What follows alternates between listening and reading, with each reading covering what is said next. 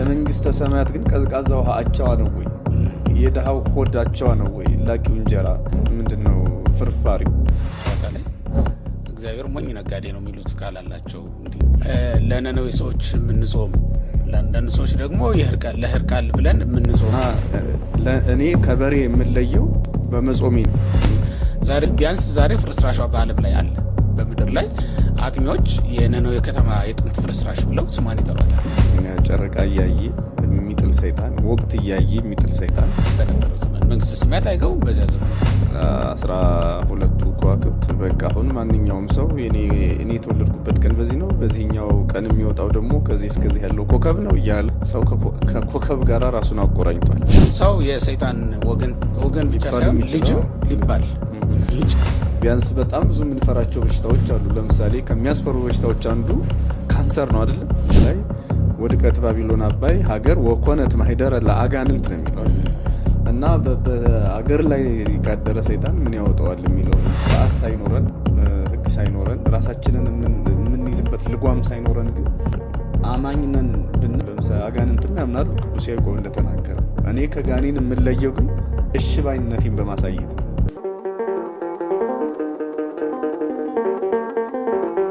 በስመ አብ ወወልድ ወመንፈስ ቅዱስ አሐዱ አምላክ። ሰላምና ጤና በረከትና ረድኤት ከሁላችሁም ጋር ይሁን። የተወደዳችሁ የልዑል አምላክ የሕያው እግዚአብሔር ቤተሰቦች በያላችሁበት የእግዚአብሔር ሰላም ይድረሳችሁ። እንደምን ሰነበታችሁ?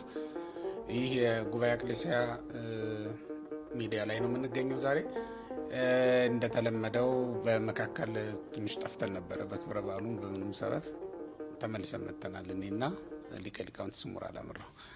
ስለዚህ ዛሬ እንግዲህ በዓተ ጾም ነው አሁን ያለንበት ወቅት። የጾም መግቢያ ወቅት ዘመነ አስተርእዮን እየጨረስን ነው የምንገኘው። ዘመነ አስተርእዮ የምንለው እንግዲህ ከጌታችን መድኃኒታችን ኢየሱስ ክርስቶስ ከተወለደበት ጊዜ ጀምሮ እስከ ጾም መግቢያ ድረስ ያለውን ጊዜ ወርሃ አስተርእዮ ወይም ዘመነ አስተርእዮ ብላ ትጠራዋለች ቤተክርስቲያናችን። በዚህ ወቅት እንግዲህ የአምላካችን የመድኃኒታችን ኢየሱስ ክርስቶስን ሰው የመሆኑን ነገር የሚናገሩ ቅዱሳት መጻሕፍት እየተውጣጡ ስንዘምርና ስናመሰግን ቆይተናል። አምላክ ሰው በመሆኑ ምክንያትም የተደረጉልን ነገሮች ሁሉ እያነሳን ስናስታውስ እና በእነዚህም ደስ ስንሰኝ ነው የሰነበት ነው። ክብረ በዓል የሚበዛውም እንግዲህ ከዚህ ጋር ተያይዞ ነው። አምላክ ሰው ሆኗል፣ ሰውም አምላክ ሆኗል። በጣም የደስታ ጊዜ እና ልዩ ጊዜ እንዳሳለፍን በጣም እናምናለን። በያላችሁበት መልካም የበዓላት ወቅት እንደነበረም እንግዲህ ተስፋ እናደርጋለን። እኛ በነበርንበት አካባቢ እንግዲህ እኔ ባህር ዳርና አካባቢው ነው አብዛኛውን በዓል ያሳለፍኩት ከልደት ጀምሮ ማለት ነው። እንዴት ነበር አንተ ጋስ? ጥሩ ነበር። እኔም አዲስ አበባና የምስራቁን ደግሞ ምስራቅ ኢትዮጵያን አካባቢ ወደ ድሬዳዋ እንደዛ ነበር። አይ ጥሩ ነው። በእርግጥ እኔም ዘመነ አስተርእዮ ነው ወርሃ የአስተርእዮ ማርያምን ማለት ነው። አስተርእዮ ማርያምን ሌላ ቦታ ሄጄ ነበረ ወደ ወላይታ አካባቢ እዛ ከብፁዕ አቡነ ይስሐቅ ጋር ነው ያከበርኩት። ጥሩ በዓል ነበር። በጠቅላላው እንግዲህ ጊዜ ረፍታን እዚያ ያሳልፈናል። ሌላውን ደግሞ ጥምቀትን እና ሌላውን እንግዲህ ያለሁበት ቦታ ላይ የተመደብኩበት ቤተክርስቲያን የመደበችኝ ቦታ ባህር ዳር ሀገረ ስብከት ስለሆነ እሱ ላይ እንግዲህ ያሳልፈናል ማለት ነው። ለማንኛውም ጥሩ ነበር አይደል? በዓሉ ጥሩ ነው፣ እግዚአብሔር ይመስገን።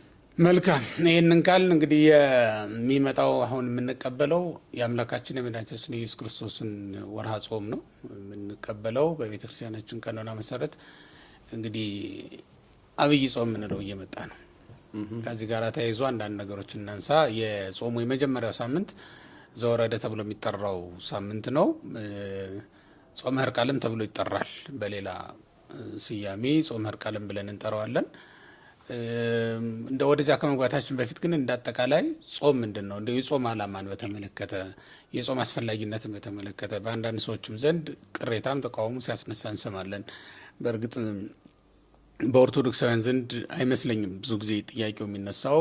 ዞሮ ዞሮ ግን ጥያቄው ኦርቶዶክሳውያንም ዘንድ መድረሱ አይቀርም እና ለነዚያም የተወሰነ እንደው አጋዥ የሚሆን ተቀብለውታል። የኢትዮጵያ ኦርቶዶክስ ተዋሕዶ ቤተክርስቲያን አባላት ጾሙን በሙሉ ነፍሳቸው በሙሉ ልባቸው ተቀብለውት ነው የሚጾሙት። የሆነው ሆኖ ግን ጥያቄዎቹ እየተንከባለሉ ሲመጡ የሰውን እግር ነክተው እግረ ልቡና ማለት ነው ነክተው ማለፋቸው ስለማይቀር እንደው ዳሰናችሁ ብናልፍ ጥሩ ይመስለኛልና እንደው ጾም ምንድን ነው ዓላማው ሲጀመር ብለን ብንጀምርስ?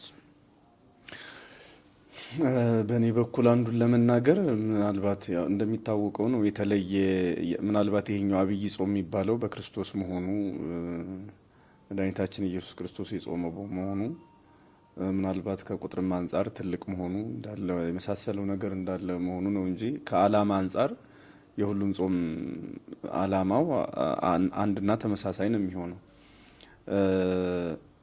ምናልባት እንዲያው ህርቃል ከሚለው ቢጀምር አሁን እኛ ህርቃልን አስበን የምንጾም የሚመስላቸው ሰዎች አሉ። እኛ ከህርቃል ጉዳይ የለንም። ስለ ህርቃል ወይም ደግሞ በህርቃል ምክንያት የተጾመው ጾም ግን ሌላ የነፍስ ጉዳይ አለው። በነገራችን ላይ ህርቃል እኮ 7ኛው ወይም ደግሞ 1614 አካባቢ የነበረ ጾም ነው የተጀመረው እና ከ1600 ምንድነው በ614 ነው አይደል? ዓመተ ምህረት እንደዛ 614 እንደዛ አካባቢ ነው እስከ 614 ዓመተ ምህረት ድረስ የዘመነ ተንባላት አካባቢ ላይ ነበር። በዛ ዘመን እስከዚያ ዘመን ድረስ ቤተክርስቲያን ይህን ጾም አትጾመም ለማለት አይደለም፣ ጾማለች ቤተክርስቲያን። ነገር ግን ተጨማሪ ነገር ሲሆን ለምሳሌ አሁን ይህንን ማይሆኔ ህዳር 15 ስንጾም ማን ነው የጾመ ነቢያትን ጥንትም መነሻ ምክንያት አለው 15 የሚጀመርበት። ነገር ግን በኋላ የመጡ ታሪኮች ተጨምረው አብረው ገብተዋል። ለምሳሌ ጾመ አብርሃም ሶሪያዊ ስንል በ10ኛው መቶ ክፍለ ዘመን የመጣ ነው ወይም ደግሞ በ1100 ዓመተ ምህረት ገደማ የመጣ ነው። ምክንያቱም አብርሃም ሶሪያዊ ጫማ ሰፊው ስምዖን የነበሩበት ዘመን አሁን ስለሆነ እና በነባሩ ላይ የሚጨመሩ ነገሮች እንዳሉ ይሄኛው ምስክር ነው። ህርቃልም በነበረው ላይ የተጨመረ እንጂ አዲስ ነገር አይደለም እና እኛ የምንጾመው መስቀሉ በፋርስ ተወስዶ ክርስቲያኖች መከራ ደርሶባቸው ያ መከራ ስለቀለለላቸው እኛም አንደኛ መስቀሉ ይመለከተናል፣ የጋራ ሀብታችን ነው። ሁለተኛ ደግሞ ቤተ ክርስቲያን የሚታዩም የማይታዩም ጠላቶች አሏት። አሁን ልክ ነነዌ እኛ ለነነዌ ህዝብ ብለን አይደለም የምንጾመው፣ ለራሳችን ብለን ነው የምንጾመው። እኛ ራሳችን ብዙ ፈተና ብዙ ችግር እንደ ሀገር እንደ ማህበረሰብ እንደ ግለሰብ ችግሮች አሉብን ስለሆነ ከዚህ አንጻር እንጾማለን እና ምናልባት ቅድም እንደተባለው የሰው ጾም ለምሳሌ ህርቃል ሲባል እኛ ለሆነ ካቶሊካዊ እየጾምን እንደሆነ የሚያስቡ ወይም ደግሞ ስለ ነነዌ ሲባል የነነዌን ኃጢአት አስበን የምንጾም የሚመስላቸው ሰዎች ካሉ ተሳስተዋል። አንዱ ይሄ ነው። ሌላው ጾም ምንድን ነው የሚለው አንዱን ነገር እናገራለሁ ያልኩት ያው እንግዲህ ጾም ብዙ ማብራሪያዎች ብዙ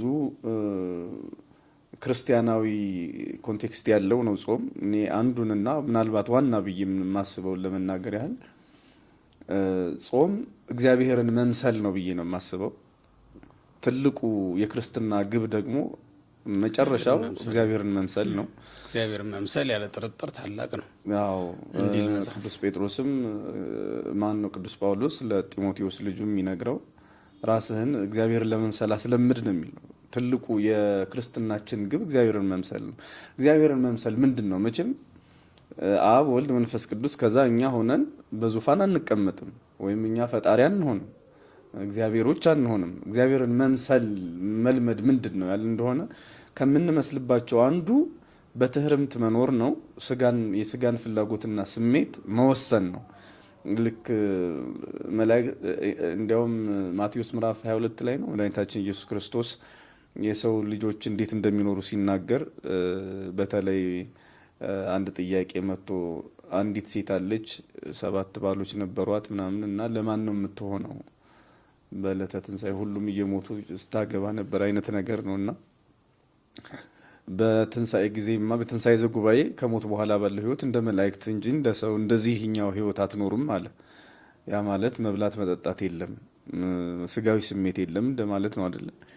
ስለዚህ እኛ መላእካዊ ህይወትን ወይም እግዚአብሔራዊ ህይወትን የምንለማመደው በዚህ ህይወታችን ነው።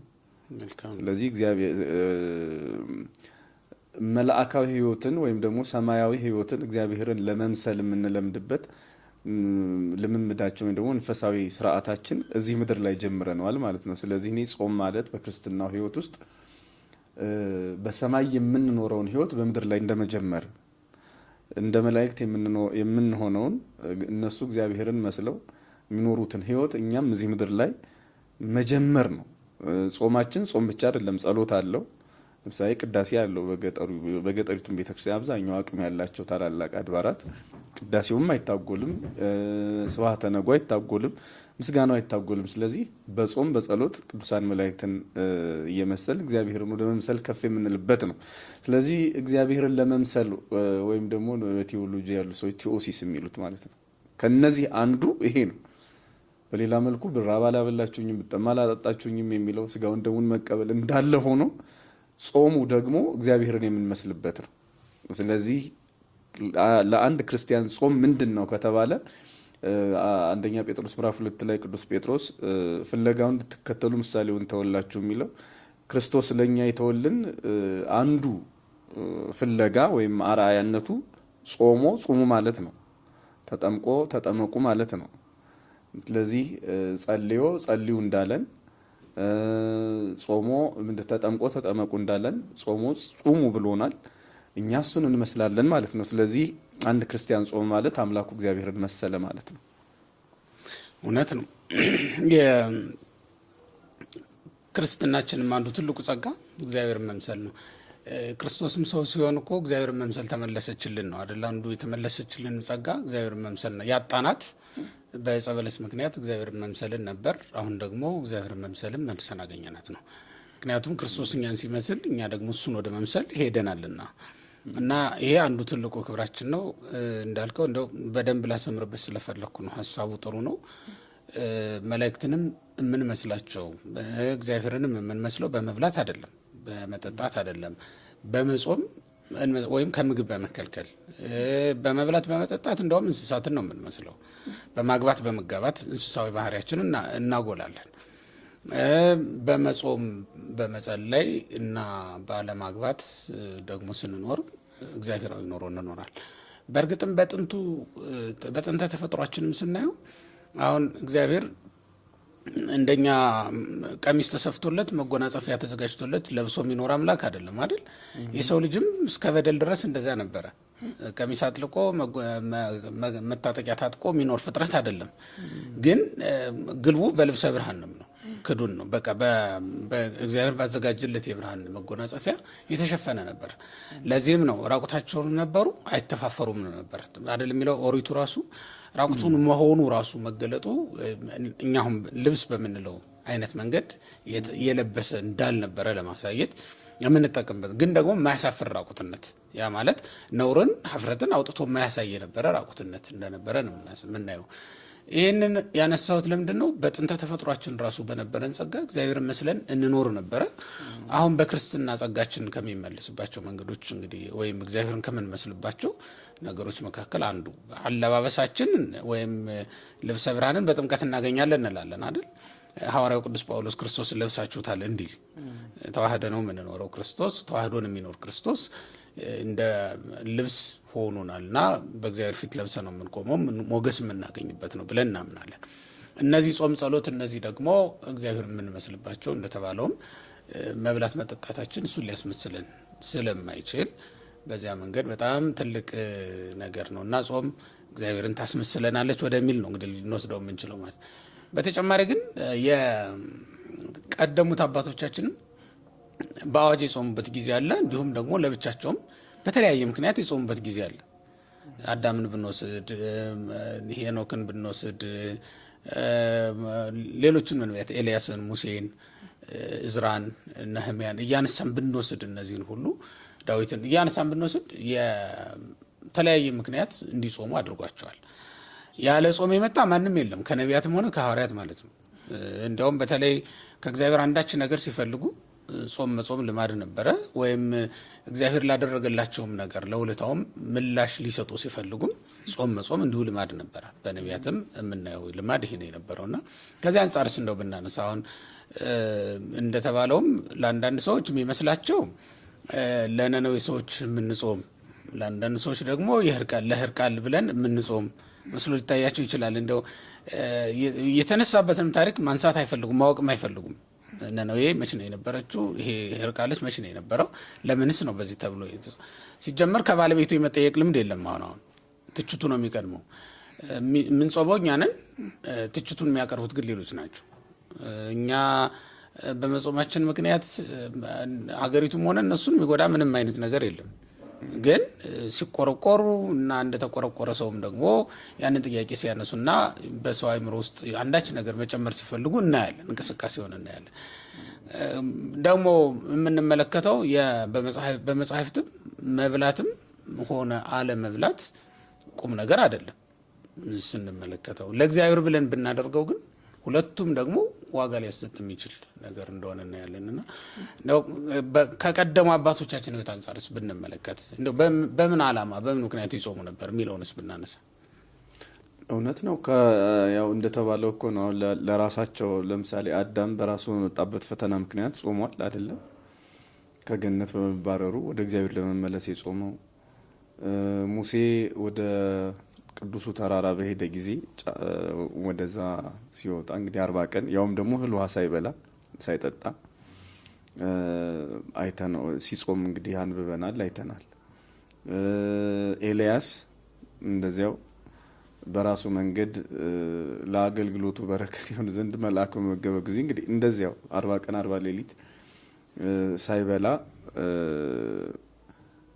በረሃማውን ጉዞ እንደተጓዘ መጽሐፍ ቅዱስ ተናግሯል። በሌላ መልኩ ለሀገር የጾሙ ለወገን ሲሉ የጾሙ ሰዎችንም ደግሞ ማየት የተለመደ ነው። ለምሳሌ ያው የተለመደው የነነዌ ታሪክ እንደ ሕዝብ እነ እዝራ ለሀገር ብለው ጾመዋል። እንደ ግለሰብ የመጣባቸው ፈተና ባይኖር እንኳ ለቤተ መቅደሱ መሰራት ለእግዚአብሔር ሕዝብ ነጻነት ሲሉ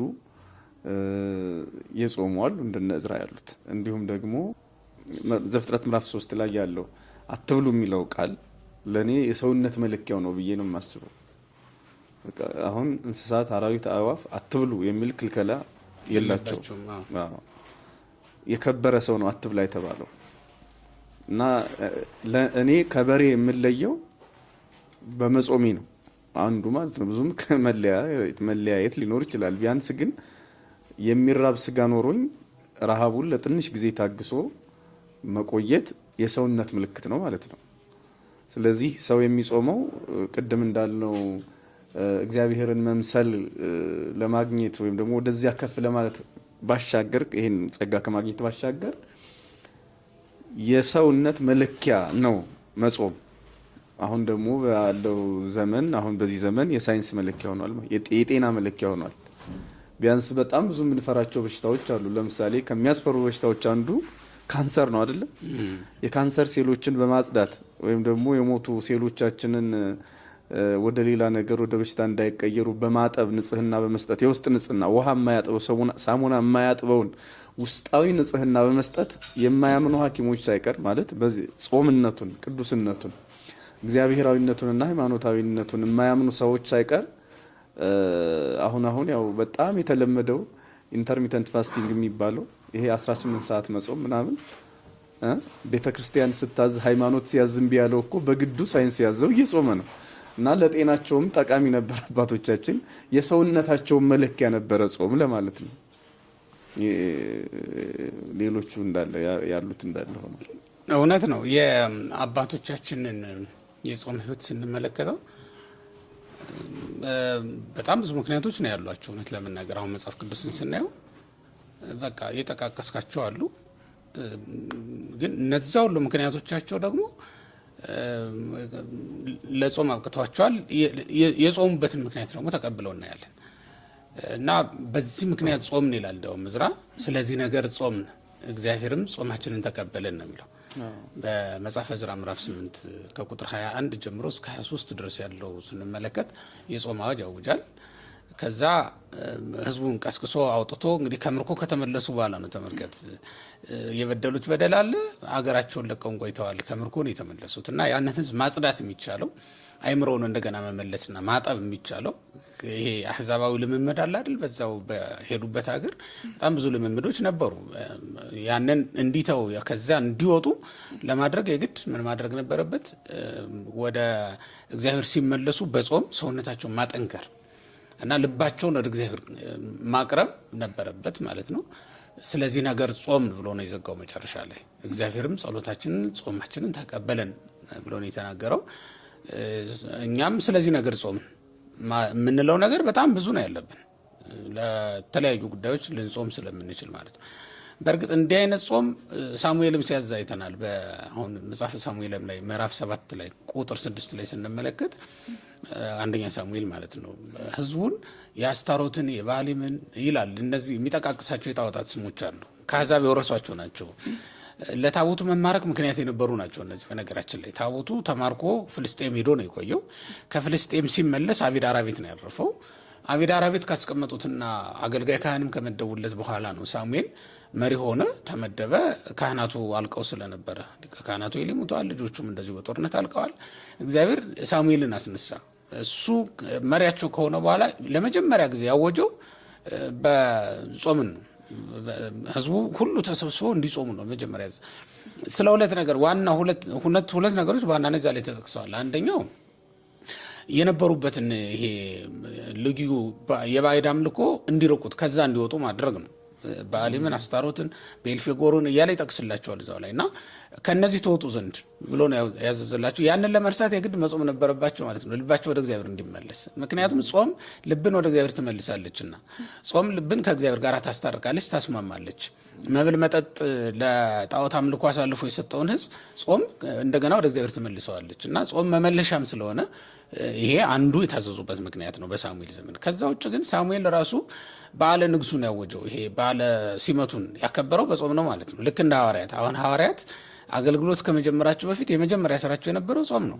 እንግዲህ መንፈስ ቅዱስን ተቀበሉ፣ በሳኒታው ጾም ነው የጀመሩት እና የትኛውም አገልግሎት በጾም ይጀመራል፣ ክርስቶስም እንዳደረገው በኋለኛው ዘመን ማለት ነው። እና የ40 ዓመት አገልግሎት ነው እንግዲህ ሳሙኤል ማለት ነው። ረጅም ዘመን ያገለገለው እስከ ሳኦል መምጣት ድረስ መስፍንነትም ክህነትም ለሱ ነበረች። ዳዊትን ቀብቶ ነው በመጨረሻ እሱ ያበቃው አይደለ? እስከዚያ ድረስ ሊቀ ካህናቱ ነው ያገለግል ይመግብ የነበረም እሱ ነው። ያውም መስፍንነቱን ደርቦ ጨምሮ ይመራ የነበረ ሰው ነው። ይህንን አገልግሎት በምን ጀመረው? በጾም ተመልከት። ስለዚህ ስለ ሁለት ነገር ህዝቡን ሰብስቦ የመጀመሪያ የነገራቸውና ያስገደዳቸው ነገር እሺ ያሰኛቸው ለጾም ነው እና ህዝቡን ለጾም እሺ ማሰኘት፣ ህዝቡን ለጾም ማነሳሳት፣ ማነቃቃት፣ ህዝቡን ከእግዚአብሔር ከማይወዳቸው ነገሮች ማውጣት የሚቻልበት ማነቃቃት ለመንፈሳዊ ነገሮች። አሁን ቤተክርስቲያናችን ከጾምን ለህዝቡ ከምታወጅባቸው ምክንያቶች አንዱ ሰውን ለመንፈሳዊ ነገር ማነቃቃት ነው። እንደተባለውም እንዲያውም በቤተክርስቲያንም ብዙ ጊዜ እንዲያውም ይህን ጥግ ተደርጎ ልመናም ይበዛል። እንዲያው የጾም ቁርሳችሁን እንዲህ ያ ማለት ሰው ለምጽዋት የሚነቃቃበት ዘመን ነው ማለት ነው። ተመልከት። ምክንያቱም ስጋ መግዛት ይቀራል። ለበሬ የምታወጣው ነገር ስንት ነው አሁን እንግዲህ። እና ያ ሲቀር ህዝቡ ለምጽዋት የሚሆን ነገር ያገኛል፣ እጁ አያጥርም ማለት ነው። ምጽዋት መስጠት ይሄ ማለት ለነፍሱ ማካፈል የሚጀምርበት ወቅት ነው እና መንፈሳዊ መነቃቃቶች ራሱ የሚጀመሩበት ወቅት ስለሆነ ጾም በአበው ትውፊትም ስንመለከት በጣም የሚገርም ሂደት ነው የነበረው።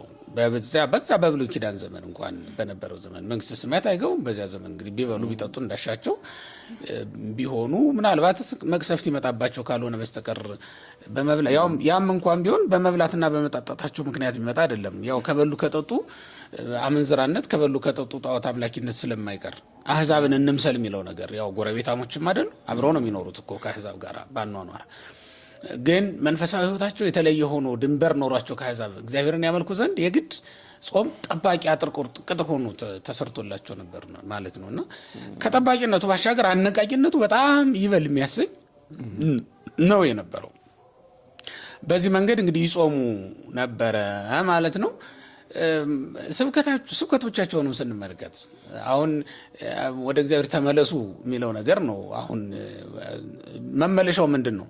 ጾምና ሐዘን፣ ለቅሶ፣ ንስሐ፣ እነዚህ ነገሮች ናቸው። ሊለያዩ የማይችሉ ነገሮች ናቸው። አሁን ንስሐን የሚያስብ ሰው ከጾምና ከጸሎት ለይቶ ሊያዩ አይችልም። የተለየም አይደለም። ሲጀመርም ያለ ጾም ያለ ጸሎት እንዴት ንስሐ ልትገባ ትችላለህ? እና በንስሐ ነው የምንኖረው። ደግሞ ዓለሙ ራሱ አሁን የምንኖርበት ዓለመ ንስሐ አይደል? የንስሐ ዓለም ውስጥ ነው የምንኖረው። ህይወታችንም የንስሐ ህይወት ነው።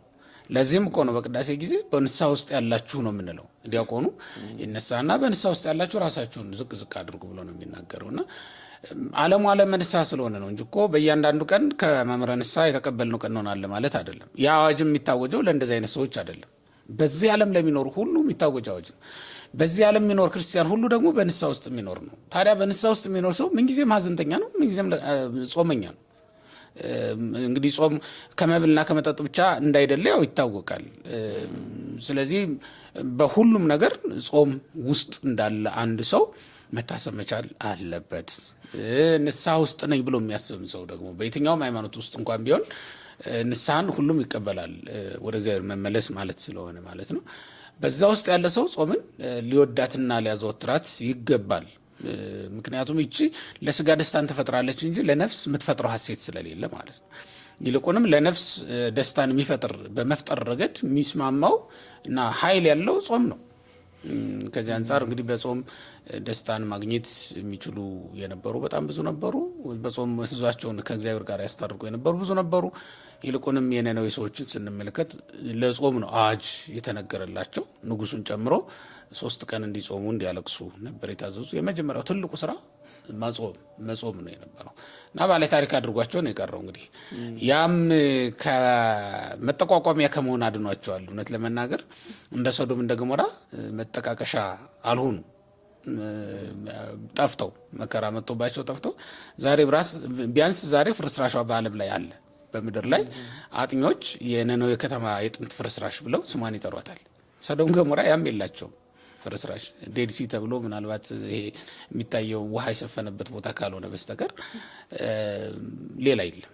እና መጠቃቀሻ መጠቋቋሚያም ከመሆንና በምድር ላይ ምንም አይነት ስር ምንም አይነት መሰረት የሌለ ሆነ ከመቅረት ሊያድን የሚችል እንደሆነ ነው ጾም የምንመለከተው ማለት ነው። ጥሩ። ይህንን በዚህ ካየን እንግዲህ እንዲሁ ጾም በክርስቶስ ትምህርት ውስጥስ ብናየው ጌታ ለደቀ መዛሙርቱ ስለ ጾም ያስተማራቸውን ደቀ መዛሙርቱም እንዴት እንደተቀበሉት ማየት ብንችል። እሱም እንግዲህ ብዙ አንደኛ ክርስቶስ የተናገረው በስራ ነው። መጀመሪያ እንዳልነው ማቴዎስ ምዕራፍ 4 ላይ ለደቀ መዛሙርቱ የነገራቸው ጾሙ ብሎ ከመናገሩ በፊት ጾሟል። ስለዚህ ትምህርቱን የጀመረው በስራ ነው ማለት ነው። በመቀጠልም እንደሚታወቀው መድኃኒታችን ኢየሱስ ክርስቶስ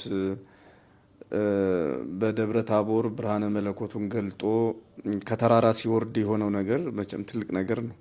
አንዱን ብናነሳ ከ40 ጾሙ በኋላ ማለት ነው።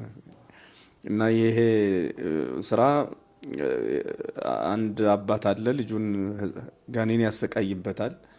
አንዳንድ ጊዜ ወደ እሳት፣ ሌላ ጊዜ ወደ ውሃ፣ ሌላ ጊዜ ወደ ገደል ይጥለዋል። ደግሞ በጣም የሚገርመው ጨረቃ እያየ ነው።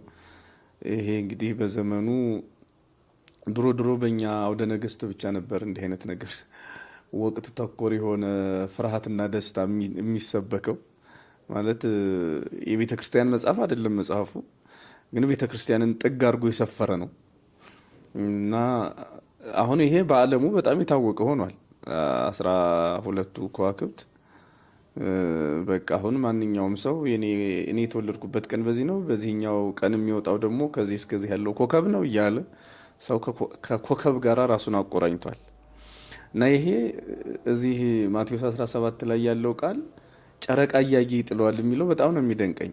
ማለት ተፈጥሮን ለአምላክ ናት ወይም ደግሞ ምናልባት ጨረቃ አምላክ ሆና ይሆን እንዲሉ እና በዚሁ አጋጣሚ ያው ርዕሳችን ባይሆንም ጨረቃ እያየ የሚጥል ሰይጣን፣ ወቅት እያየ የሚጥል ሰይጣን በዚህ ዘመንም የጠፋ ስላልመሰለኝ ነው እግረ መንገዱን ያነሳሁት። በሌላ መልኩ ወደ ደቀ መዛሙርት አመጣሁት፣ ወስኑ ፈውሶቶ ማዳን ተሳናቸው እና ልጄን አድንልኛል። እና እንደሚታወቀው መድኃኒታችን ኢየሱስ ክርስቶስ ሰይጣኑን ካወጣው በኋላ ደቀ መዛሙርቱ ጠየቁት፣ በይነ ምንትንህነ ስእናው ጸውቶ፣ ለምንድን ነው እኛ ማውጣት ያልቻልን ይህን ሰይጣን ይህን ጋኔን አሉት። ያው የመለሰላቸው መልስ አሁን ርዕሳችን ያደረግነው ነጥብ ይመልሰናል። ወዝንቱ ዘመድ እየወጽ ዘንድ በጾም በጸሎት ካልሆነ ወገን ከሰው አይወጣም ብሎ እና ግዕዙ በጣም ነው የሚገርመው፣ ወገን ብሎ መጥራቱ ማለት ነው። ስለዚህ ዘመድ ብሎ ነው የሚጠራው ሰይጣንን። የተፈጥሮ ዝምድና የለንም፣ ግብር አገናኝቶ ነው ግብር አገናኝ ማደሪያዎቹ ስላደረግን ግብርም ያገናኘዋል። አሁን የሰይጣን ነው አይደለ? ውሸት፣ ትቢት ከሰይጣን የተገኙ ናቸውና አኳያት ግብራት ገናኙን ይሆናል። እነሱ አሁን በሰው ውስጥም ታገኛቸዋለህ እና ዘራ ሰይጣን ምንላቸው ናቸው። ዘመድ አለው እና ይሄ ዘመድ ይሄ ወገን በጾም በጸሎት ካልሆነ ከሰው እንደው ስንት ንሳል አይደል? አሁን የዮሐንስ 8 ላይ ነው አንተሙ ሰማቡክሙ ሰይጣን አንተሙ ይላል። በግብሩ የሰይጣን ልጆች ናችሁ አላቸው። ምንድነው የሰይጣን ልጅ ያሰኘው ደግሞ ይገልጸዋል እዛው ላይ ወፍቶቶ ለአቡክሙ ተፈቅዱ ትግበሩ፣ የአባታችሁን የሰይጣን ፈቃድ ልታደርጉ ትፈልጋላችሁ። ትክክል። ምንድነው ያ ግብር? ቀታሌ ነፍሰሰብ አለና ገለጠው። ሰው መግደል አንዱ ነው።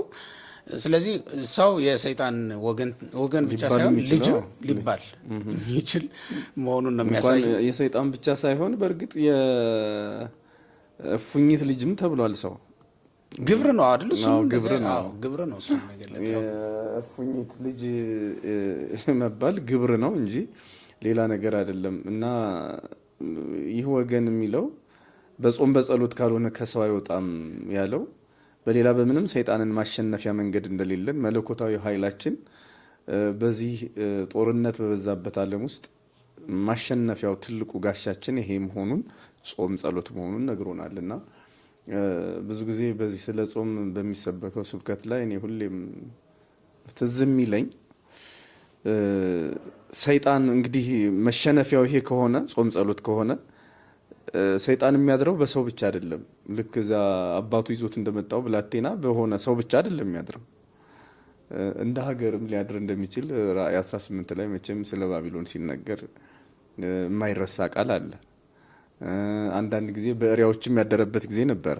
ራእይ 18 ላይ ወድቀት ባቢሎን አባይ ሀገር ወኮነት ማህደረ ለአጋንንት ነው የሚለው እና በአገር ላይ ካደረ ሰይጣን ምን ያወጣዋል የሚለው ነው ሁሌ አይምሮ ውስጥ የሚመላለስ ነገርና መቼስ አገሩን ይዘን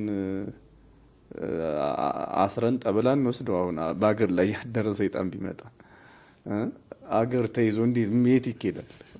እና ምንድነው የሚሆነው? እንዴት ነው የሚድነው? ይሄ ልክ እንደ ባቢሎን ርኩስ መንፈስ ካደረ ባንድ ሀገር አጥማቂውስ ማን ሊሆን ይችላል? እንደው ዝም ብለን ተባብረን መጾም ካልሆነ በስተቀር በቃ ተያይዞ እንደዛ ነው መግባባቱ ይቻላል። አሁን ቤተ ክህነትም ቤተ መንግስትም እውነት ለመናገር ተባብሮ ቢጾም ነው የተሻለ። እውነት ነው ቢጾም ችግር አልነበረውም። ግን ያው አሁን እዚህ ጋር የጋራ መግባባት ስለሌለን ምንም እናልፈውና እኔ ጾም በጌታችን በኢየሱስ ክርስቶስ ትምህርት ላይ በቃ ሰው አጋንንትን የሚያሸንፈው ጠላቱን የሚያሸንፈው በዚህ መሳሪያ በዚህ ትጥቅ እንደሆነ ክርስቶስ አምላካችን ነግሮናል፣ ደግሞ ማሳይቶናል። ማስተማር ብቻ አይደለም። ቅድም ማቴዎስ 4 ላይ እንደጠቀስ ነው በልዩ ልዩ ፈተና ሲፈትነው መድኃኒታችን ኢየሱስ ክርስቶስ ያሸነፈው ቆሮንቶስ ላይ በስጋው መለኮታዊ ኃይሉን አልተጠቀመም። እዚያ ላይ መቼም እንደሚታወቀው የጾምን ኃይል ነው ሊያሳየን የፈለገው። በደካማ ስጋ በተራበ ስጋ በጠወለገ ፊት ነው ዲያብሎስን ድል የነሳው። ስለዚህ ድል ተነሱታላችሁ ነው። ሌላ ምንም ድል መንሻ መንገድ የለም እና ዓለሙ የጦርነት ዓለም ነው። ዓለሙ የተጋድሎ ዓለም ነው የምንኖርበት። ስለዚህ ሰው በእርግጥ ሰይጣንን ብቻ አይደለም የኛን ክፉ ጠባይስ በምን እንገራዋለን? ልጓማችንም ነው።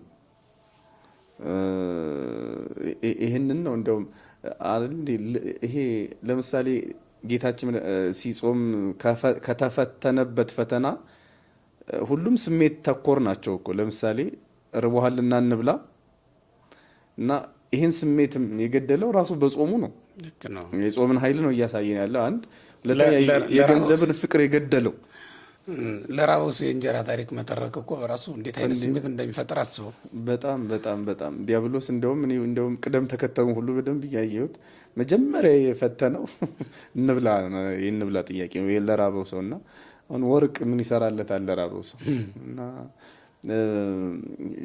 ለማንኛውም በገንዘብ ተፈተነ፣ በትዕቢትም ተፈተነ። እነዚህ አሁን እኛ ውስጥ ያሉ ስሜቶች ናቸው። ክፉ ስሜቶቻችንን ሳይቀር መግደል የምንችለው ማሸነፍ የምንችለው በዚህ መሆኑን አሳይቶናል አምላካችን። እና ሰይጣንን ብቻ አይደለም ራሳችንን የምናሸንፈው በዚህ መሆኑን አሳይቶናል። እውነት ነው። በጣም የሚገርመኝ በክርስቶስ ትምህርት ራሱ የመጀመሪያው ቀን ትምህርት ላይ አንዱ ጾም ነው የነበረው፣ ስትጾሙ የሚል ነው እና የጾም ሕግ ነው ያወጣላቸው። ምክንያቱም በአይሁድ ትምህርት ለምደውታል። በአይሁድ ስርዓት አለ ጾም፣ ያው የታወቀ ነው። የሚጾሙባቸው ጾሞች ነበሩ። እነ ጾም አስቴርን፣ ጾም ዮዲትን፣ ሌሎችንም ቀን በዓላት ራሱ ሲከበሩ ከጾም ጋር ተያይዞ የሚከበሩ በዓላት ነበሩ። እነዚያን ስንመለከታቸው በትክክልም ወደ ሐዲስ ኪዳንም ስንመጣ እዛም ላይ የነበራቸው የገቡበት መንገድ እዚህም ላይ እንዲመጡ ያስገድዳል። ያ ማለት ምን ማለት ነው? እዚያ የገቡት ሀገር ለመገንባት ነው አይደል? ሀገር ነፍስን ለመመለስ ነው እዚያም የገቡት፣ ለንስሐ ነው የገቡት እዚህም ላይ እንዲህ አይነት ህይወት ይቀጥላል። ምክንያቱም አጋንንት ስራቸውን አያቆሙም። እኛም ያንኑ የቀደመ መሳሪያችንን ትጥቃችንን ልናወርድ ልንፈታ በፍጹም አንችልም ማለት ነው። ይሄን እያደረግን እንቀጥላለን። በቀደመው ዘመን ሰው በተለያየ ምክንያት ሊበድል ይችላል። በምን ይታረቃል? በጾምና በጸሎት ካልሆነ በስተቀር ብለን ልንመልስ ስለሚገባ የግድ ወደዚህም መምጣታቸው የማይቀር ጉዳይ ሆኖ እናያለን። እናም ኢየሱስ ክርስቶስም ስንጾም ልናደርጋቸው የሚገቡ ነገሮችን በመጀመሪያው ቀን ጉባኤ በማቴዎስ 6 ላይ ነው እንግዲህ አንቀጸ ጾም እዛ ላይ ነው መጀመሪያ የመጣው። ስትጾሙ ያውም እንደ ግብዞች እንዳናደርገው ደግሞ ከአይሁድ የተለየ ጾም እንድንጾም ማለት ነው። እነሱ ይትመጸለው ወይ ቆጽሩ ገጾም አይደል የሚለው ፊት አጠውልጎ ፊትን ቋጥሮ መታየት የሌለበት ጾም። በእርግጥ ይሄን በፍትሐ ነገሥት ደግሞ አባቶቻችን በአዋጅ ጾም ከሆነ ፊትን አጠውልጎ ቢታይም እንኳን ሕግ ነውና የታዘዘውን እያደረገ ነው እንጂ ከንቱ ውዳሴ የለውም። በገዳምም ልክ እንደዛው መብል መጠጥ በማይታዘዝባቸው ቦታዎች ያ ሊደረግ ይችል ይሆናል። የሆነ ሆኖ ግን አንቀጸ ጾም ራሱ የመጀመሪያ ቀን ትምህርት መሆኑ ቀዳሚነት እንደተሰጠው የሚያሳይ ነው። በዚያውም ላይ ወደ መምህርነትም የመጣው ራሱ ኢየሱስ ክርስቶስ በጾም በኩል ነው እና ይሄ ወደፊትም ቢሆን ቤተክርስቲያን የሚያገለግሉና ቤተክርስቲያን የሚመሩ ሰዎች ያለ ጾም ያለ ጸሎት ሊመሯት እንደማይችሉ ማሳያ ነው የነበረው። ደቀ መዛሙርቱ ከመሰብሰባቸው በፊት፣ ጉባኤ ከመስፋቱ በፊት፣ ወንጌል ከመሰበኩ ከመነገሩ በፊት መጾም ግዴታ ነው። ለምን ካልከኝ ኢየሱስ ክርስቶስ ራሱ ወንጌል መስበክ የጀመረው ጾሞ ሲጨርስ ነው። ያልጾመ ያልጸለየ ሰው ይህን ላድርግ ቢል በቤተክርስቲያን አገልግሎት መሳለጥ እንደማይሆንለት ነው የሚያሳየው። ቀደም ሲልም እንደተናገርኩት የቤተክርስቲያን ራሷ መንፈስ ቅዱስን ተቀብላ ያደረገችው ስራ ይሄ ነው። እንዲያውም በዚህ በሐዋርያት ሥራ ምዕራፍ 13 ላይ ደግሞ ስንመለከት ቁጥር 3 ላይ ይመስለኛል ቁጥሩ ሲጾሙና ሲጸልዩ ሳሉ ነው የሚለው። መንፈስ ቅዱስ ሳውልና በርናባስን ጠርቶ እንደወሰዳቸው ያሳያል። ሲጾሙና ሲጸልዩ ሳሉ ነው። ይሄ ማለት ሐዋርያት የሚገኙት ሲጾሙና ሲጸልዩ እንደነበረ በዚያ ሰዓት ነው የሚያሳየው። እና መንፈስ ቅዱስ ያደረበት ሰው ምንጊዜም ቢሆን ከጾም ሊለይ አይችልም። ክርስቶስ የሚያስተማረው እንድንጾም እንድንጸልይ እንደሆነ ነው የሚያሳየው። ያም እኮ ቅድም የጠቀስከው ሰው ይሄ ወር እየጣለ የሚጥለው ሰው ወር እያየ ሰርቀ ወርቅ እያየ የሚጥለው ሰው ሌሎችን ሰዎች የሚወክል ነው። እኔ በዓለም ላይ ያለውን ሰው በሙሉ የሚወክል እኮ የነበረው ነው። ይሄ በተለያየ ምክንያት የተያዘ ዓለም እኮ ነው የነበረው እና ያንን መፍታት ነው ያ የደቀ መዛሙርቱ መሰብሰብ አንዱ ምክንያት። ለዚህም ነው መጀመሪያ ሰውዬው እኮ አምጥቶ ለእነሱ ሰጣቸው፣ ሞክሩ አለ። እንግዲህ እንዲህ አይነት ነገር አልነበረም ልምዱም፣ ግን ወደ እሱ ነው የሚያመጡ የነበረው ሰዎቹ። ግን እነሱ ጋር ለምንድን ነው ያመጣው? ይሄ እንዲማሩበት ይመስላል። አመጣላቸው፣ አሳያቸው፣ ግን ሊፈውሱት አልተቻላቸውም። በዚህ ምክንያት ነው እንግዲህ ጌታ ይሄ ያለ ጾም ያለ ጸሎት ሊወገድ ሊፈታ የሚችል ነገር አይደለም ብሎ ይችን አረፍተ ነገር አስቀመጠ እዚያ ላይ ማለት ነው። ይሄ ማለት ምን ማለት ነው? ወደፊት ሐዋርያት እየጾሙ እየጸለዩ ብዙ ታምራት ማድረግ እንደሚችሉ ማሳያ ነበር ማለት ነው። እና ይሄን እንደው በደንብ አጥብቀን ልንይዘውና ልንከተለው የሚገባ ትልቅ ስርዓት ትልቅ ትምህርት እንደሆነ በክርስቶስም ትምህርት ያየነው በሐዋርያትም ሕይወት የተመለከት ነው። በኋላ ላይ ሐዋርያት ክርስቶስ እንደ ጾመ ነው የጾሙት። እንግዲህ ሐዋርያትን መሰረት ካላደረግ ሌላ ማንንም ልናደርግ አንችልም። በእውነቱ የአገልግሎት መሰረታችን እነሱ ናቸው። ሳንጾም አናገለግልም። ለዚህም ነው እንደውም በቤተክርስቲያናችን በአብዛኛው ቅዳሴ ውሎ ነው የሚደረገው። ሲጾሙ ሲጸልዩ ውለው አባቶቻችን መስዋዕት ይሰዋሉ በመጨረሻ ሰዓት ላይ ማለት ነው። ለምን? ያው ጾም የአገልግሎት ሁሉ መነሻ ስለሆነ ከታች ከስር ስጋን እያደከመ ነፍስን ግን እያጎለመሰ መሄድ አቅም ስላለው ችሎታ ስላለው ጾም እንደዚያ እንዲያስችለን ነው። በነፍሳችን በደንብ እንድንዘምር በስጋ ጉልበት አይደለ በመንፈስ ጥንካሬ እንድናገለግል ስለሚፈልግ ጾም ላይ ትኩረት ተደርጎ ይሰራል ለማለት ነው። እንግዲህ የሚጾሙ የሚጸልዩ ሰዎች ይህንን እያሰቡ ደስ እያላቸው እንዲጸልዩ ነው የምናነሳው። ክርስቶስም ይህንን አስተምሯል። ሐዋርያትም እንዲህ ነበር የኖሩት። እየጾሙ እየጸለዩ ነበር ይኖሩ የነበረው የሚለውን ነገር በሚገባ ማየት ይገባል። ከዚያ ውጭ እንደው አገር የሚመሩ ቤተክርስቲያንንም የሚጠብቁ የሚመሩ በቤተክርስቲያንም ላይ በአገርም ላይ የተሾሙ ሰዎች ማለት ነው በሐዘን በጾም ህዝባቸውን እንደ መምራት ያለ በሰላም ሊያኖረው የሚችል ነገር የለም። እውነት ለመናገር ትልቅ ጥበብ ነው፣ ትልቅ ፍልስፍናም ነው ጥበብ። ማን ነው ይሄ ጾም?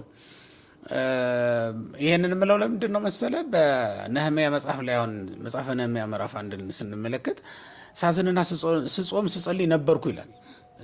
ይሄ የኢየሩሳሌም ውድቀት በሰማ ጊዜ ያደረገው ነገር ነው እና የወሰደው እርምጃ ማዘን፣ መጾም፣ መጸለይ፣ ማልቀስ ነው የነበረው። ወደ እግዚአብሔር መመለስ፣ ራሱን መለሰ። ሌሎቹን ሰዎች ማሳሰብ፣ ሌሎቹን ለመጥራት እድሉም የለውም። የተሾመም ለእንደዚህ አይነት አገልግሎት አይደለም። ምክንያቱም እሱ የቤተ መንግስት ጠጅ አሳላፊ ነው። ስለዚህ እዚያ ቤተ መንግስት ውስጥ ሆኖ ማድረግ የሚችላት ይችል ነው ነበር። ለሀገራችን ማድረግ የምንችለው ሌላ ነገር ላይኖር ይችላል። ነግደን ግብር ባንከፍል፣ አስራት በኩራት አውጥተን ቤተክርስቲያናችን ባንደግፍ፣ ቢያንስ ይችል ግን ማድረግ አለብን። ማንኛውም ሰው ማዘን፣ መጾም፣ መጸለይ ግን ይኖርበታል። ይችላል ይህን ማድረግ ነህምያ እንዳደረገው። ነህምያ ከዚህ ውጭ ማድረግ ስለማይችል ነው ይችን አደረገ፣ እግዚአብሔርም ይቅር አለው።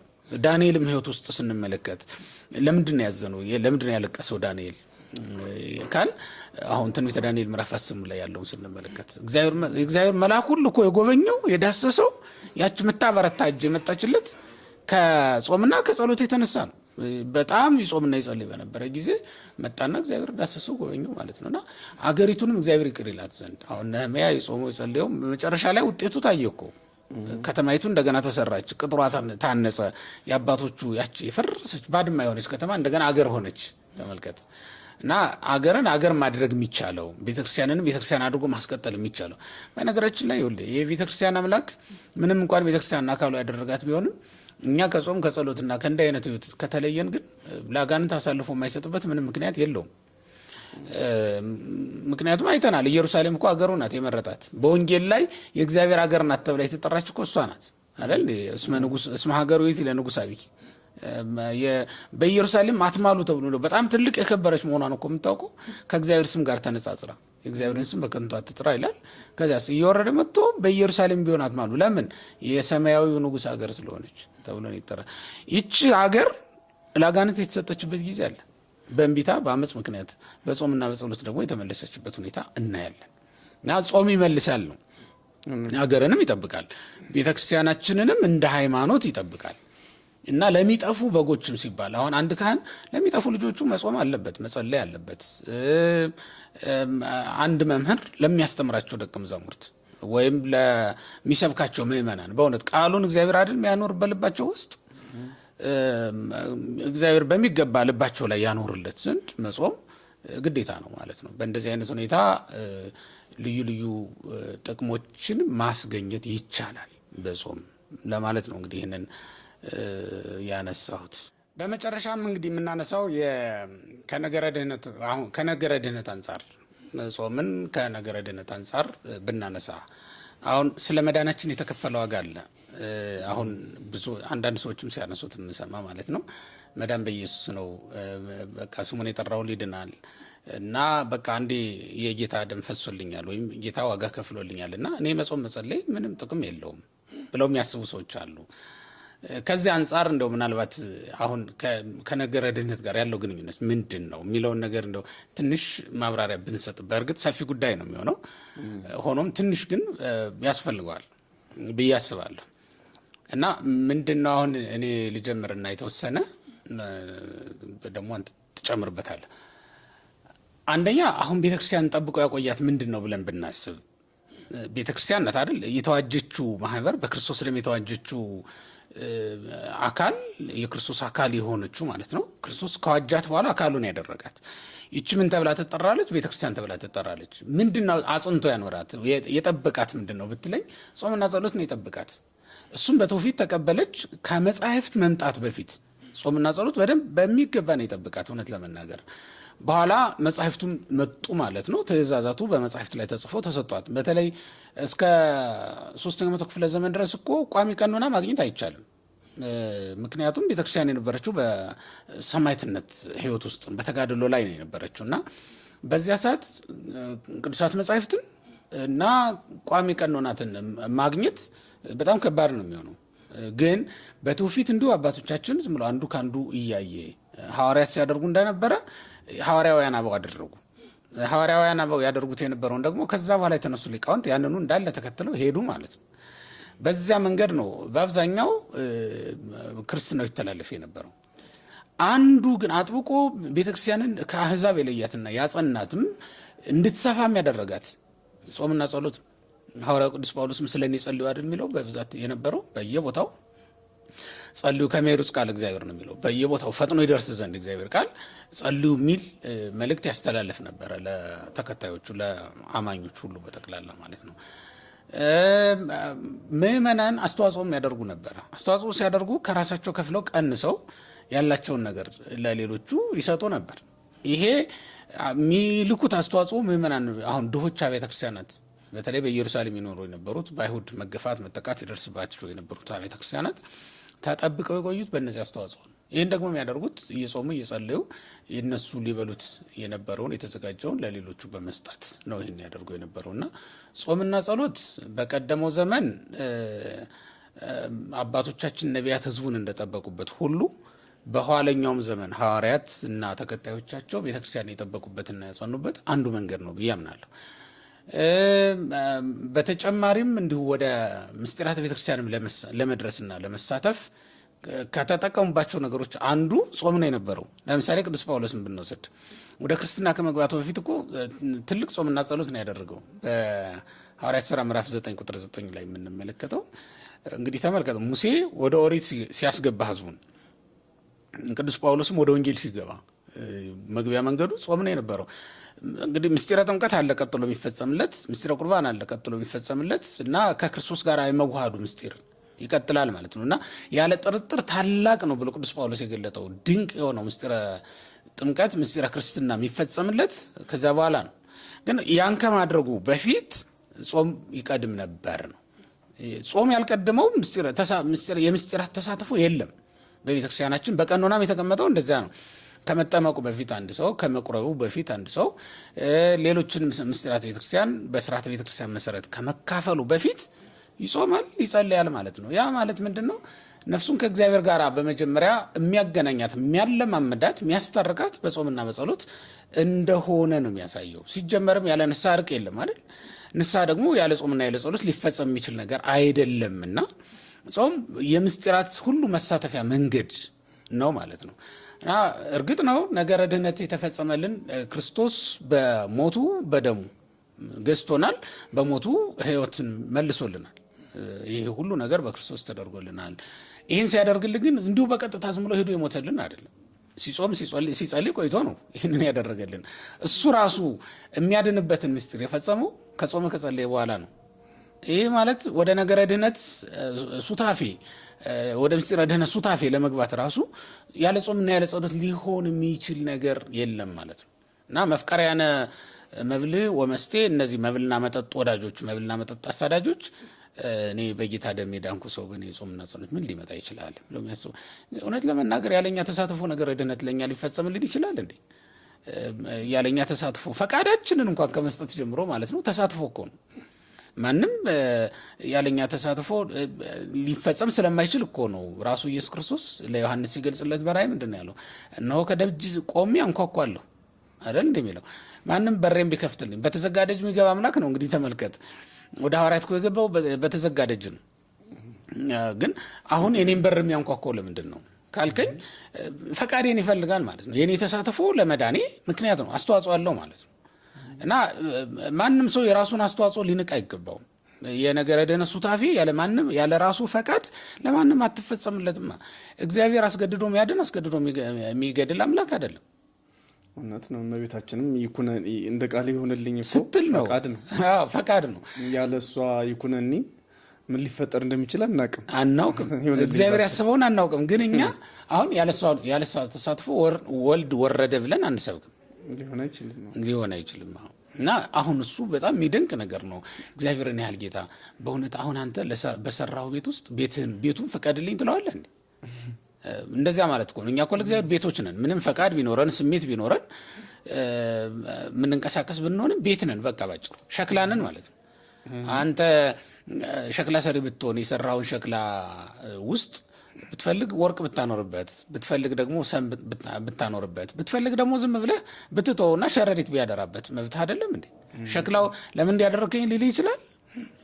ይብሎኑ ግብር ለግባሪው መጻጉንም ምንድነው መዳን ትወዳለህ እያለ ሌሎችንም እንደዚህ ልክ ነው ያለ ትፈልጋለህ እያለ ያለ ፈቃድ ለማንም ምንም አላደረግም። ለማንም ምንም አላደረገለትም። ትክክል ነው። ስለዚህ የነገረ ድነት መግቢያ ነው ብለን እናስባለን። በዚህ ላይ እስኪ ያለህን ሐሳብ ጨምርና እንስማ። አይ ጥሩ ሐሳብ ነው የተነሳው። እኔ ብዙ ምለው የለኝም። በቤተ ክርስቲያናችን ይሄኛው የኛ ጾም፣ የኛ ጸሎት፣ የኛ መንፈሳዊ እድገት ለመዳናችን ፈቃዳችንን ማሳያ ነው ብዬ ነው የማስበው። ተባለው ፈቃዳችንን፣ ያለ ፈቃድ ደግሞ አያድንም ክርስቶስ አምላካችን። ለምሳሌ እኛ እንጠመቃለን። ስንጠመቅ ቅዱስ ጴጥሮስ ነው በኖህ ጊዜ የነበረውን ጥፋት አምጥቶ በኖህ ዘመን 8 ሰዎች እንደዳኑ ምን ይተርክና ያም ውሃ ዛሬ ጥምቀት ምሳሌ ሆኖ ዛሬ አሁን ያድነናል ብሎታል። እና ለመዳን ምክንያት የሚሆነን ነገር አለ። ያ ማለት ፈቃዳችንን መግለጫ ይሆናል። እሺ ባይነታችንን መግለጫ ይሆናል። የክርስቶስን ጥሪ ለመቀበላችን፣ ከሱ ጋር ህብረት ለመፍጠራችን፣ ከሱ ጋር ታስረን ለመኖራችን፣ እሱ ግን እኛ ቅርንጫፍ መሆናችንን የምናሳየው በዚህ መንገድ ነው እንጂ ህግ እንደሌላቸው ስርዓት እንደሌላቸው እንደ እንስሳት ወይም ደግሞ እንደ አህዛብ በመሆን ስርዓት ሳይኖረን ህግ ሳይኖረን ራሳችንን የምንይዝበት ልጓም ሳይኖረን ግን አማኝነን ብንል እኔ ከእምነቴ ጎደለ በምድር ላይ ያለ አይመስለኝም። ለምሳሌ አጋንንትም ያምናሉ። ቅዱስ ያዕቆብ እንደተናገረው እኔ ከጋኔን የምለየው ግን እሺ ባይነቴን በማሳየት ነው። እሺ ባይ ማለት ለህጉ ለስርዓቱ እና የእግዚአብሔርን ማዳን እሺ ማለታችንን የምንገልጠው በዚህ ነው። በሌላ መልኩ ግን ጾም፣ ጸሎት፣ ሌሎችም መንፈሳዊ ስራዎች ለመዳን ምክንያቶች ናቸው። ለምሳሌ ብራብ አብልታችሁኛል ብሎ ነው አይደል ሲመጣ የሚጠይቃቸው እነዚያን በቀኝ በግራ የቆሙትን ብጠማ ጠጥታችሁኛል። አሁን እነሱ አንድ ዳቦ ወይ ደግሞ እላቂ ልብስ ሰጥተው መንግስተ ሰማያትን ተመጣጣኝ የሆነ ነገር ሆኖ አይደለም፣ ግን ለመጽደቅ ምክንያት ይሆናል። በተመሳሳይ መልኩ ቀዝቃዛ ውሃ መስጠት የጻድቅ ዋጋ እንደሚያስገኝ ተናግሯል። ቀዝቃዛ ውሃ ለመንግስተ ሰማያት ዋጋ ሆኖ ወይም ደግሞ አቻ ሆኖ አይደለም። ሰው ጫማ ሲገዛ አቻ የሆነ ብር ሰጥቶ ጫማውን ይወስዳል። ብር ሰው ልብሳችን መኪና በመኪና ሊቀየር ይችላል። በቃ መኪና መሸጫ ቦታ ሄደህ አቻውን ዋጋ ከፍለህ ይሆናል። ለመንግስተ ሰማያት ግን ቀዝቃዛ ውሃ አቻዋ ነው ወይ? የድሃው ሆድ አቻዋ ነው ወይ? ላቂው እንጀራ ምንድነው?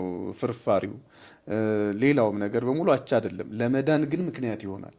እኛ ስንጾም፣ ስንጸልይ፣ በእግዚአብሔር ፊት ስንቆም፣ ለህጉ ለስርዓቱ ስንገዛ እሺ ባይነታችንን ለመግለጥ ነው እና አምላካችን እግዚአብሔር በየትኛውም የመጽሐፍ ቅዱስ ክፍል ላይ ሰዎችን ሲያድን፣ ለምሳሌ መጻጉን ሁሌ የምንለው ይመስለኛል። መጻጉን አይደለም ክርስቶስ እኔ እኮ አውቀዋለሁ ማለት በቃ መዳን ትፈልጋለህ ማለት አይጠበቅብኝም። በቃ አልጋን ተነስተህ ምክንያቱም ምን ፈልጎ እንደሆነ አውቃለሁ። ግን የፈቃድ አምላክ ነው። ያለኛ ተሳትፎ በምንም ተአምር ይሄ ድህነት አይሆንም፣ አይፈጸምም። ስለዚህ እሺ ባይነታችንን መግለጫ ይህን ትእዛዝ ማክበራችን ነው ማለት ነው። ያለኛ የሚሆን ነገር ስለማይሆን ማለት ነው። ደብተራ ዘነበ አሁን ካነሳው ነገር አንጻር ነው ማነሳው። ደብተራ ዘነበ በጻፉት መጽሐፍ ጨዋታ ላይ እግዚአብሔር ሞኝ ነጋዴ ነው የሚሉት ቃል አላቸው። እንዲህ ነው አገላለጹ። እንግዲህ ቃል በቃል አላልኩት ሊሆን ይችላል፣ ካነበፉት ቆይቷል።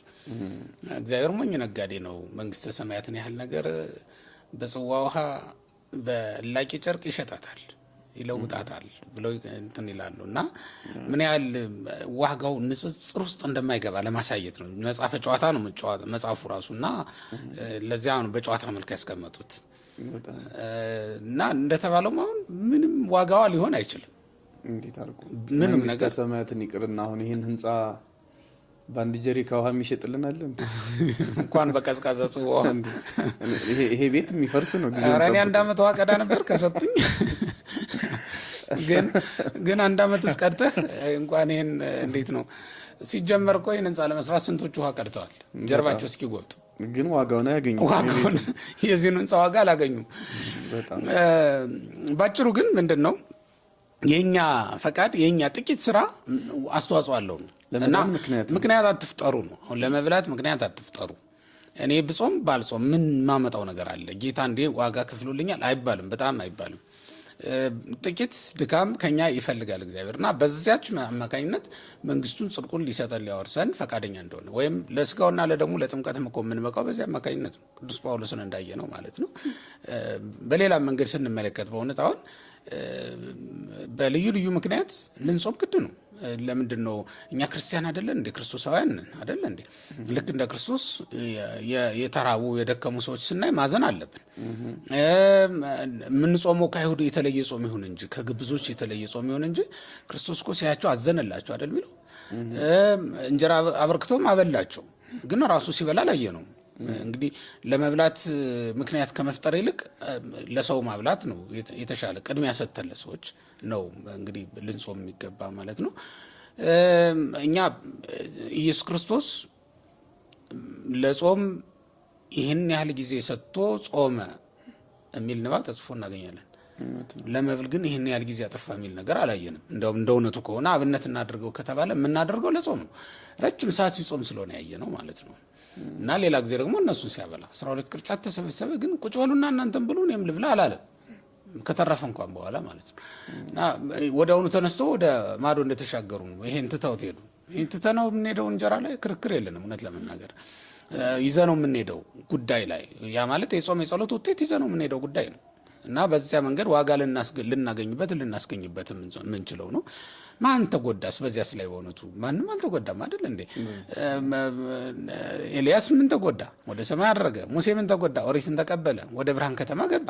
እየጾመ እየጸለየ በነበረ ጊዜ እኮ በብርሃን ከተማ ውስጥ ነው የነበረው ለ40 ቀናት ከምግብ ከመጠጥ ተለይቶ። በስነ ፍጥረትም ስናይ እንደው ይበዛብናል እንጂ እና ተው ነው እንጂ እባብን ብናይ ተሐድሶ የሚያገኘው በጾምና በጾም አይደል እንዴ? በጾም ነው። 40 ቀናት ያለ ምግብ ቆይቶ ነው እንግዲህ ተሐድሶ አግኝቶ የሚመለስ የሚባለው። እና ነፍሳችን የምትታደስበት ነው እንጂ ምንም አይደለም። በነገራችን ላይ ዝም ብለን በሙከራ ብናረጋግጥ አሁን ያለ ልክ በልተን ጠጥተን ባደርን ቀን እንዴት እንቅልፍ እንደሚጫንን ታውቀዋለህ። ለጸሎት የሚሆን ጊዜ የለንም። ሲጀመርም አብዛኛው ዓለም ላይ ያሉ ዘመናዊም ይሁን የጥንት በሽታዎች ምግብ ወለድ ናቸው። በምግብ ምክንያት የሚመጡ ናቸው አብዛኞቹ። ለዚያም እኮ ነው በጾም የሚመጣ ግን አንድ በሽታ የለም። ሰው በልኩ ከጾመ እንደሚገባ ሆኖ ከጾመ በአቅሙ በልኩ በጾም የሚመጣ አንድ በሽታ የለም። በምግብ ግን ምንም አይመጣ በሽታ አለ። በጣም ብዙ ነገር እውነት ነው። አሁን ለዚያም ይመስለኛል ረጅም ሰዓት ከምግብ መከልከል ያዛሉ ጠበብቶቹ ራሱ የስነ ምግብ ባለሙያ የሚባሉ አሉ አይደል? ከዛ በተጨማሪ ደግሞ የጥሉላት ምግብ በጾም የሚበሉትን ብቻ እንዲመገቡም ይመክራሉ። ያ ማለት ለጾም አሁን አድሎ ብናደርግ በስጋችን ራሱ ያለውን ጠቀሜታ ነው የሚያሳየው። እና ማን ተጎዳ ያልነውም ለዚያ ነው። ረፍት እኮ ይፈልጋል። ልክ አይምሯችን ረፍት እንደሚፈልገው ጨጓራም ረፍት ይፈልጋል። ተፈጥሯዊ በሆነ መንገድም አንጀታችን፣ ውስጣችን በአጠቃላይ ረፍት ይፈልጋል። ራሱን ማጽጃ ጊዜ ይፈልጋል። እንዲሁ ዝም ብለን ባስጨነቅነው ቁጥር እኮ ውስጣችንም መዶልዶሙ አይቀርም። ጥርሳችን ብቻ አይደለም። አንድ ሰባኪ እንደውም እንዲህ ሲል ሰምቼዋለሁ። ጭነት የበዛበት አህያ እንጂ የሚገጠበው ጨጓራዬን ስለሚያመኝ ነው መበላ የሚሉ ሰዎች አሉ አይደል? እና ጭነት የሚበዛበት አህያ ነው እንጂ የሚገጠበው ጀርባው የሚመለጠው፣ ጭነት ያልበዛበት አህያ ጀርባው አይመለጥም ሲል ሰምቼዋለሁ። በእርግጥ እንግዲህ እንደ አውዱ ማለት ከተያዙ በኋላ ያለ ምግብ መቆየት ትንሽ ሊቸግራቸው ከተያዙ በኋላ። ከዚያ ውጭ ግን በጾም የመጀመሪያ መነሻው ግን እውነት ነው መብል መጠጥ መብዛት ሆኖ ይታያል። ከተያዙ በኋላ በእርግጥ የሚያስቸግሩ ነገሮች ይኖራሉ። ዞሮ ዞሮ ግን እንዲህ አይነቶችንም ቢሆን ከመምህራን እሳቸው ጋር መክረው የሚያደርጓቸው እንደ ድካማቸውም ታይቶ የሚደረግላቸው እንክብካቤ ሊኖር ይችላል በቤተክርስቲያንም። እሱንም አንከለክልም፣ ሳንጠቁምም አናልፍም። በዛው እግረ መንገድ እንደውም አንዳንድ አጋጣሚ ትላንትና ቴክስት እያየሁ ነበርና ሐኪም ያዘዘላቸውን መድኃኒት እንጣለው ወይስ ምን እናርገው የሚሉ ሰዎች አሉ። በጾም ምክንያት እንዲህ አይነቱን በነገራችን ላይ በጉባኤ አታቅርቡት። ከመምህረ ንስሐችሁ ጋራ ተማከሩበት። ምናልባትም ደግሞ መምህረ ንስሐው የአቅም እጥረት እና ውስንነት ካለበት ደግሞ ከመምህራን ጋራ ሊያገናኛቸው ቢችል የተሻለ ነው። እርግጠኛ መሆንም ደግሞ የሚቻለው ሰው እያመመህ እየደከምክ በግድ እንደምንም ቢሆን ብለህ እስከ 9 እስከ ምናምን እስከ 6 ጾም ተብሎ ቀንበር መጫን የለበትም ታማሚ ከሆነ። ሌሎች የጾም አይነቶች አሉ እኮ እንግዲህ ጾም አሁን ሰፊ ሆኖ ስላላነሳ ነው እንጂ እውነት ለመናገር ጾም ከመብል ከመጠጥ መከልከል ብቻ አይደለም እኮ። እንደው ያንተን ፍላጎት ለሌሎቹ ለመሰዋት በራሱ እኮ ጾም ነው። አሁን ኤልያስን የተቀበለችው ባልቴት በእውነት የምትገርም ሴት እኮ ናት። የራሷ ፈቃድ ናት እንግዲህ ያቺ ፍኝ ዱቄት ምንም ብትሆን ከልጇ ጋር ብትበላው ጥቂት ሰዓት ሊያራዝምላት ይችላል አይደል? ከሞት ጋር ያላትን ፍጥጫ ግብግብ ጥቂት ጊዜ ሊያራዝምላት ይችላል። ግን እኔም አንተም በልተናት እንሞታለን የሚል ቃል ስትናገር የራሷን ፈቃድ እንዴት እንደሰዋችለት ተመልከት። እና ይሄ እንደ ጾም ተቆጥሮላታል። እንደውም ይቺ ሴት ፈቃዷን መሰዋቷ እንደ ጾም ተቆጥሮላት ከዛ ደግሞ ቤቷን በበረከት እንዲከሞላው ከዛ በኋላ እኮ የመስጠት ፍላጎቷ እየበዛ ነው የሚሄደው። ግን መስጠት የጀመረችው በጥቂቱ ስለሆነ ነው። ስለዚህ በጥቂቱን ጀምር በምንችለው ከዛ በኋላ እግዚአብሔር ደግሞ እያበረታን ነው የሚሄደው የሚለውን ነገር ነው ማየት ያለብን። በዋናነት ግን ለስጋችን አድልተን ምንም ነገር ላለማድረግ እንወስን። እኛ ራሳችን ክርስቲያኖች በመጀመሪያ ማድረግ ያለብን ለስጋው አድልቶ ማንም ቢሆን ለመብላት ምክንያቶችን መፈለግ በፍጹም የለበትም። ያቺ ሴት እንዳደረገች ምንም ለራሷ አላደላችም። በቃ እኔም አንተ ምን ወላደን እኔ ያነሳሁት ምንድነው ምናልባት ቴክስቱ ላይ እኔ ሲገባልኝ በሽታው ምን እንደሆነ ዝርዝር ነገሩን ባላቅም ለምሳሌ ከስኳር በሽታ ጋር ተያይዞ ረጅም ሰዓት መቆየት የማያስችሉ በሽታዎች ካሉ እንዲያው ማተቡ እንደበጠሰ ክርስትናውን እንደካድ አድርገው እንዳያዩት ልክ ነው ለማለት ፈልጌ ነው። ማይ በተለያየ ምክንያት እኮ በደዌ ሁላችንም ደዌን እንያዛለን። በዚያ ምክንያትም ልንበላ እንችላለን። የምንገደድባቸው ሁኔታዎች ሊፈጠሩ ይችላሉ። የታመመ ሰው የሚዳኝባቸው አንቀጾች የራሳቸው ስለሆኑ ደግሞ እሱን እንዲያው አሁን ዝም ብለን በዚህ አንቀጽ በዚህ ቪዲዮ ላይ ምን ጨርሰው ጉዳይ አይደለም። ይሄን አርጎ የታመማችሁ ሰዎች ብለን ምንዘጋው ስላልሆነ ነው። ወደ መምህረ ንስሐም ቀርቦ መመካከር ይገባል ያልነው ለዚያ ነው። በዚህ ቀን ለማንኛውም ጥሩ ጊዜን ያሳለፍነው ጾምን በተመለከተ እንዲህ ብለናል። እንግዲህ ጾምን ስለጀመር ነው አሁን የጾም ወቅት ስለሆነ የመጣው ይሄ ለምእመናን በጣም ለመጾም ያነሳሳቸዋል ያበቃቸዋል ብለን እናስባለን። ስለነበረን ጊዜ አባቶቻችን አምላክ ለሁሉ እግዚአብሔር ስሙ ለዘላለም የተመሰገነ ይሁን። እንደ አባቶቻችን እንጾም፣ የአባቶቻችንን በረከት በዚህ ጾም እንቀበላለን ብለን እናምናለን። በእምነት እንድንጸልይ በእምነት እንድንጾም ከግብዞች የተለየ ጾም እንድንጾም እያሳሰብን እንግዲህ የዛሬው መርሃ ግብራችንን ጨርሰናል። ስለምታግዙን ስለምትመለከቱትና እንዲሁም ለሌሎችም ላልተዳረሰላቸው ሰዎች ሼር አድርጋችሁ ስለምታደርሱልን በጣም ነው የምናመሰግነው። እግዚአብሔር ይስጥልን።